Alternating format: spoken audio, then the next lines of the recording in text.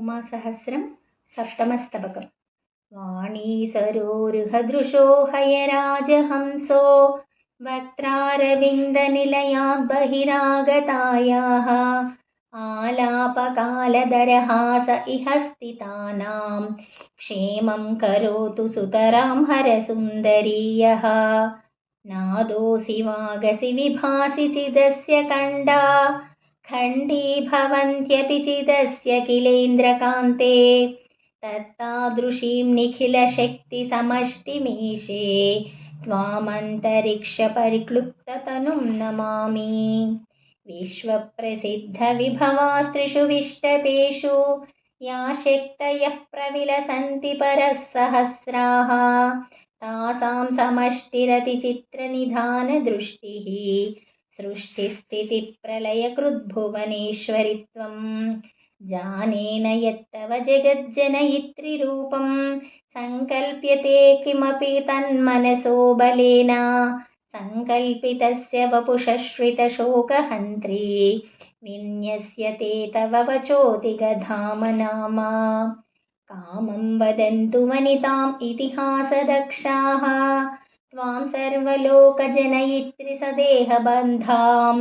सत्यं च तद्भवतु सा तव कापि लीला दिव्यं रजस्तु तव वास्तविकं शरीरं भूजन्मपांसुभिः अगर्हितशुद्धरूपा या कापि पांसुपटली विपुले अन्तरिक्षे सा ते तु तनुः सुमहती वरदेषु सूक्ष्मा तामेव देवसरणिं कथयन्ति धीराः।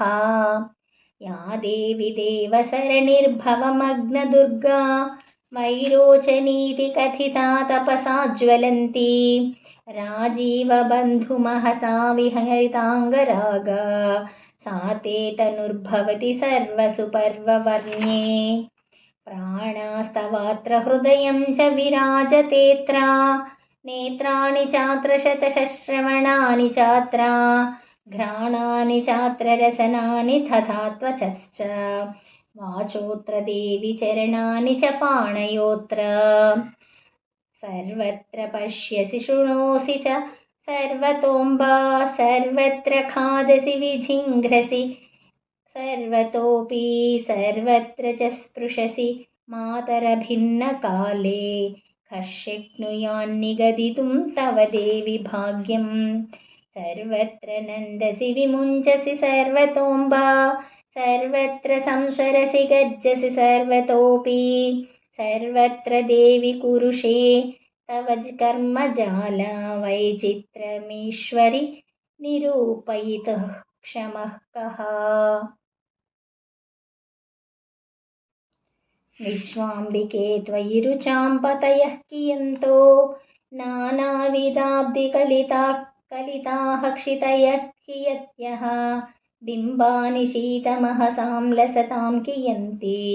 नैतच्च वेद यदि को विबुधो बहुघ्नः अव्यक्तशब्दकलयाखिलमन्तरिक्षं त्वं व्याप्य देवि सकलागमसम्प्रगीते नादोऽस्युपाधिवशतोऽथ वचांसि चासि ब्राह्मीं वदन्ति कवयो मुखवैभवां त्वां नानाविधैर्भुवनजालसवित्रिरूपैः व्याप्तैकनिष्कलगलभीरमहन्तरङ्गैः व्यक्तं विचित्रयसि सर्वमुखर्मखर्वशक्ते सा वैष्णवी तव कलाकथिता मुनीन्द्रैः व्यक्तित्वमम्ब हृदये हृदये दधासि येन प्रभिन्न इव बद्ध इवान्तरात्मा सेयं कला भुवननाटकसूत्रभर्त्री माहेश्वरीति कथिता तव चिद्विभूतिः आहारशुद्धिवशतः परिशुद्धसत्त्वे नित्यस्थिरस्मृतिधरे विकसत्सरोजे